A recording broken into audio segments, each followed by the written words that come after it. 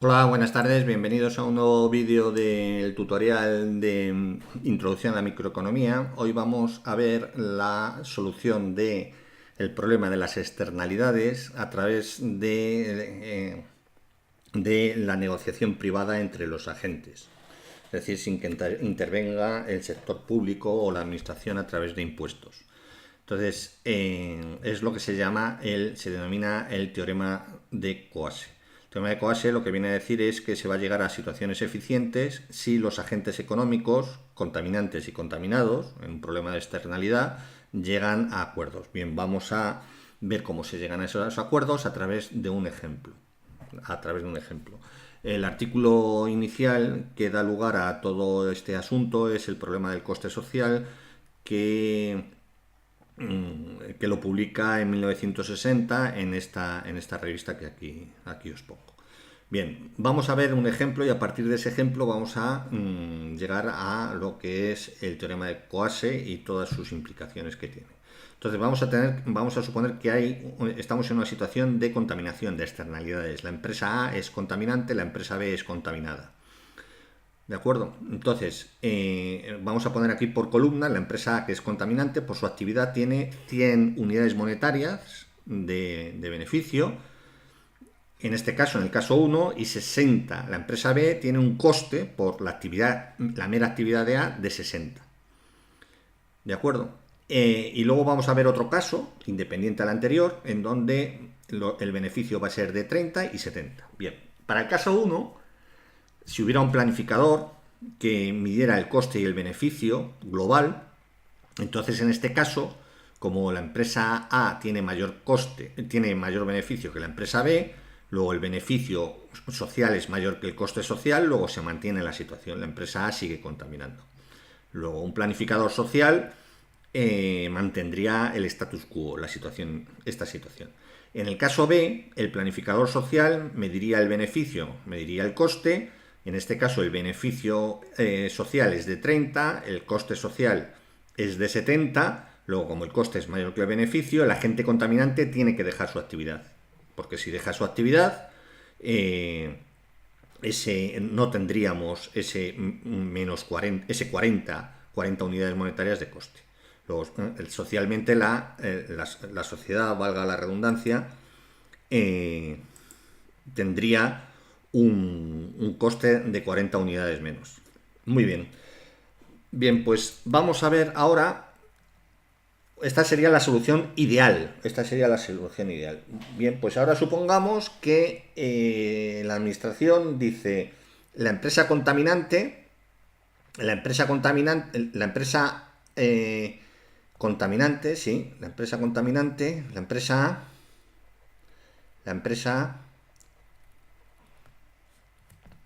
tiene el derecho a contaminar. Tiene el derecho a contaminar. Tiene el derecho a contaminar. Incluso puede tener un papel físico en donde venga que tiene derecho a contaminar por parte de la administración. Bien, pues en ese caso vamos a ver el caso 2. Empezamos al revés. Vamos a ver el caso 2. ¿Qué ocurriría en el caso 2? En el caso 2, si la empresa B A tiene derecho a contaminar, pues la empresa B podría decir, la empresa B, en este caso, estamos en el caso azul, puede ofrecerle a A, por su derecho, una cantidad entre 30 y 70 unidades. Es decir, la empresa A valora su actividad en 30 unidades. La empresa B valora su existencia, en este caso, en 70 unidades. Bien, valora en 70 unidades la actividad que está produciendo la empresa A. Luego, la empresa B, la empresa B, la empresa B podría pensar, bien, pues yo tengo margen para negociar. Yo le puedo ofrecer más de 30 y menos de 70 y salgo ganando. Es decir, yo le puedo ofrecer entre 30 y 70 y salgo ganando. Luego, Por ejemplo, si llegamos a un acuerdo, yo le puedo ofrecer, si el agente A, la empresa A, acepta 40 unidades, 40 euros, 40.000 euros, 400.000 euros, para que deje de contaminar, todos ganamos. Efectivamente, el agente A, que tiene con esta negociación, si se llega a este acuerdo, el agente A tiene un beneficio de 40 y tiene un coste de lo que deja de ingresar, que son 30, porque tiene que dejar de contaminar. Luego el beneficio es mayor que 0, que es 10. Luego el agente A gana. Y el agente B, ¿qué ocurre con el agente B? Pues el agente B tiene un ingreso, va a tener un ingreso de 70, porque ya ese coste no lo va a tener un ingreso de 70 y va a tener un coste de lo que paga, de lo que tiene que pagar, que son 40 unidades. Luego el beneficio va a ser igualmente mayor que 0, que va a ser igual a 30 unidades monetarias. Luego B gana. Luego en este caso,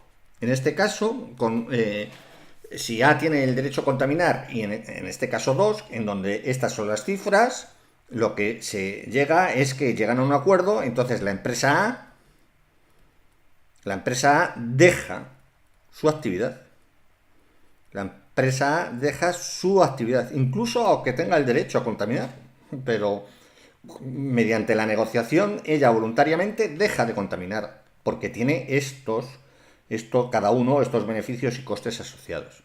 Luego se llega a la solución que teníamos aquí, ideal del planificador. A la solución ideal del planificador. Bien, interesante que se llegue a la situación ideal del planificador mediante un acuerdo estrictamente interno entre los agentes económicos, sin que intervenga para nada la administración. La administración lo único que da es el derecho a contaminar.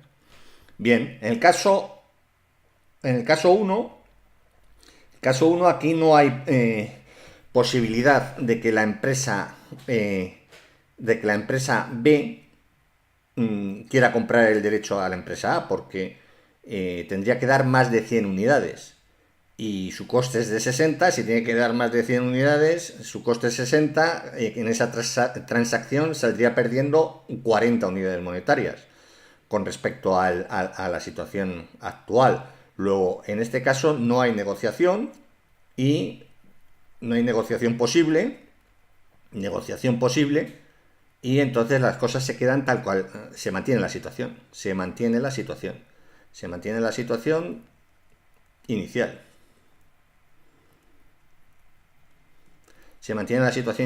Es decir, la empresa contaminante contamina, y la empresa B contaminada tiene que asumir esos costes. Luego se mantiene la situación, es decir, llegamos a la situación de la solución del planificador, que teníamos aquí. Interesante otra vez. Es decir, que en este caso, se llegue igualmente a no hay negociación posible, hay una negociación implícita, que es que no pueden negociar. Luego se llega a la situación óptima, eficiente, desde el punto de vista del planificador. Bien, vamos a ver ahora en el caso. Vamos a cambiar los derechos. Ahora la empresa A no va a tener el derecho a contaminar, sino que va a ser la empresa B. La empresa B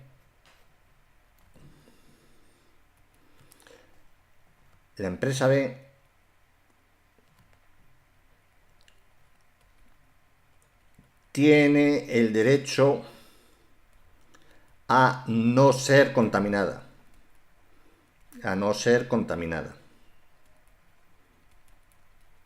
Luego, la empresa B tiene el derecho a no ser contaminada. Ahora es la empresa B la que tiene el derecho a no ser contaminada.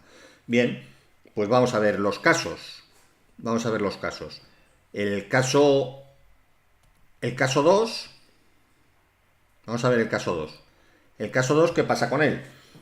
Pues tendría el caso 2, aquí hay 30. Entonces, aquí el agente A es el que tiene que estar activo, es decir, el que tendrá que ofrecer alguna cantidad a la empresa B por su derecho a no ser contaminada. Pero en este caso no hay posibilidad, porque la empresa A valora el derecho a contaminar a 30 y la empresa B ese derecho lo valora a 70. Luego tendría el individuo A, la empresa A, tendría que ofrecer una cantidad superior a 70 para que le venda el derecho y se deje contaminar, lo cual es imposible porque ya estaría pagando un sobrecoste por encima de 30. Luego A no puede negociar con B. Luego se queda la situación, se quedaría una situación en donde, como el que tiene el derecho no puede negociar con B para comprarle el derecho. Para comprar, a ver, vamos a poner aquí, para comprar el derecho. Porque el que tiene el derecho ahora que no lo contaminen es 70, lo podría vender, pero no lo va a vender porque no le va a ofrecer más de 70 unidades. Luego, en esta solución, la empresa B, la empresa A, no puede operar. Que es la situación eficiente que veíamos en el caso del planificador y que coincidía con la situación del caso en el que la empresa A tenía el derecho a contaminar. Los resultados numéricamente no son los mismos, pero la situación sí que es la misma. En el caso del planificador, en el caso de que la empresa A tuviera el derecho a contaminar y en el caso de que la empresa B tenga el derecho a no ser contaminada, se llega a la solución de que no es posible que la empresa A opere. Es decir, se llega a la situación eficiente que el planificador había dicho que es la eficiente, ¿no? Según el criterio de coste-beneficio. Bien, para el caso 1,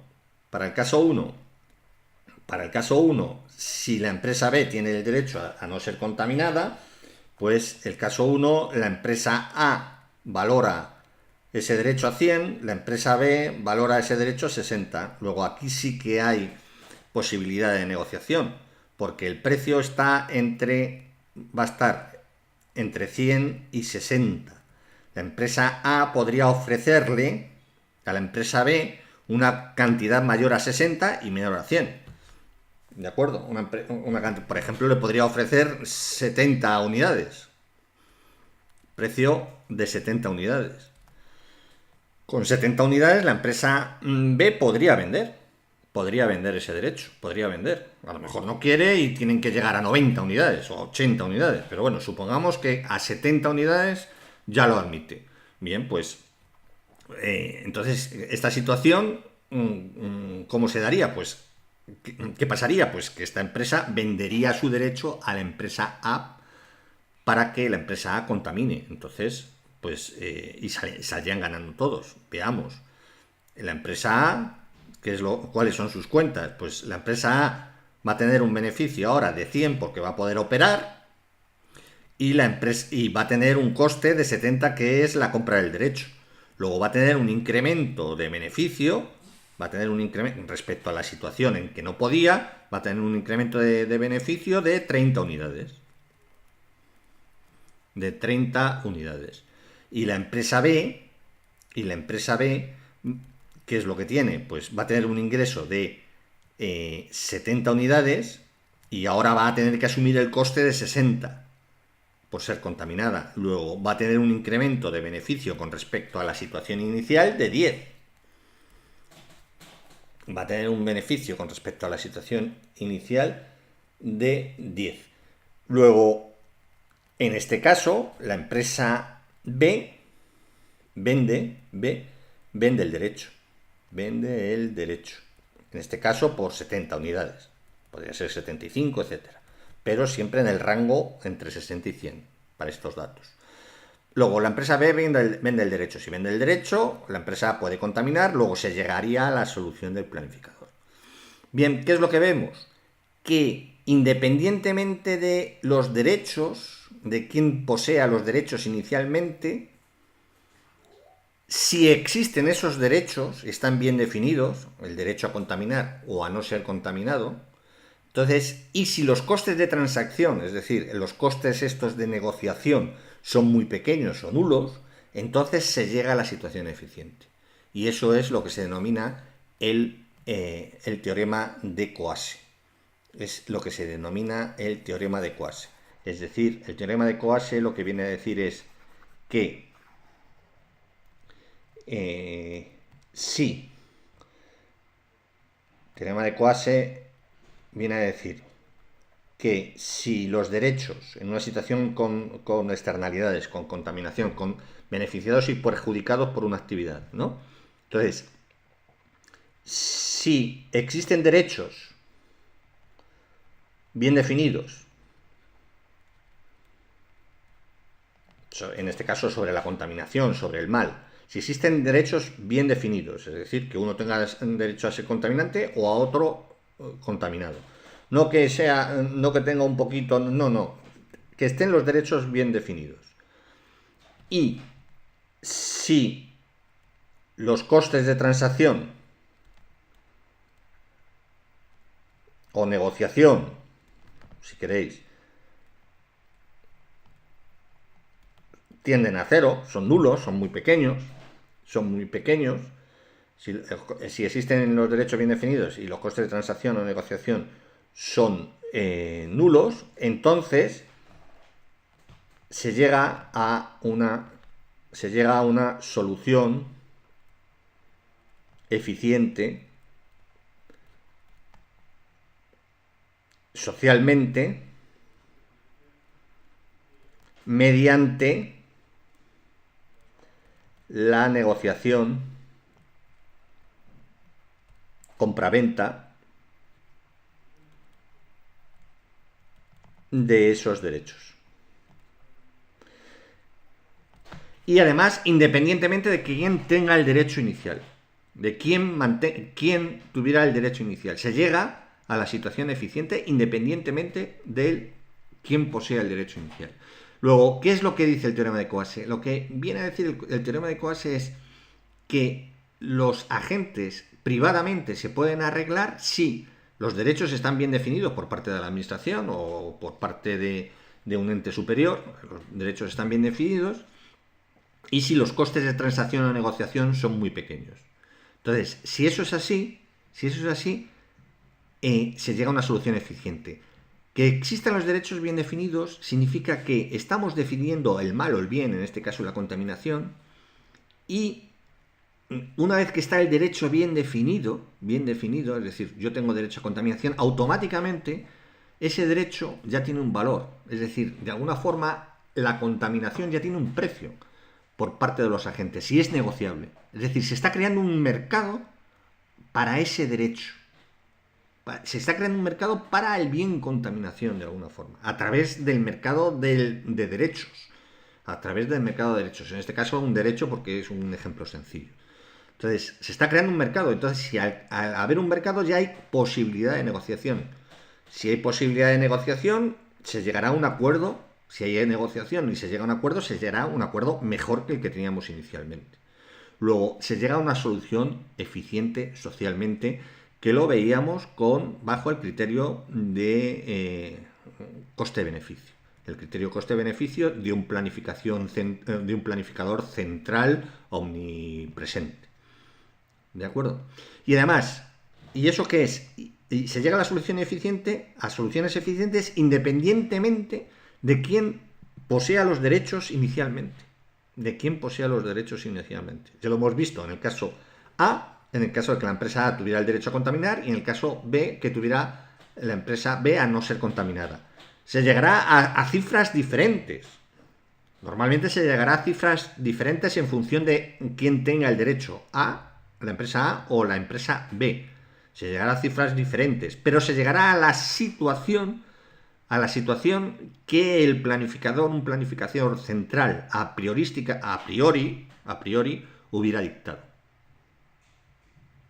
Eso es el teorema de Quasi. Es introducir mercado donde no existía. De hecho, los acuerdos de Kioto de la contaminación es esto. Los acuerdos de Kioto sobre los países iban de esto. Es decir, se le daba a cada país una cantidad de derechos para poder contaminar, y el país que cumpliera con las cuotas a contaminar, o estuviera por debajo de esas cuotas, contaminara por debajo de esas cuotas a contaminar, el derecho que tenía lo podía vender a otro país. Lo puede vender a otro país al precio correspondiente, al precio de negociación. ¿De acuerdo? Bien, pues este es el asunto, es generar mercado donde antes no lo había. Entonces, lo que dice Quasi, ¿para qué vamos a hacer que la administración intervenga? ¿Para qué vamos a a dictar un impuesto, el impuesto piguviano?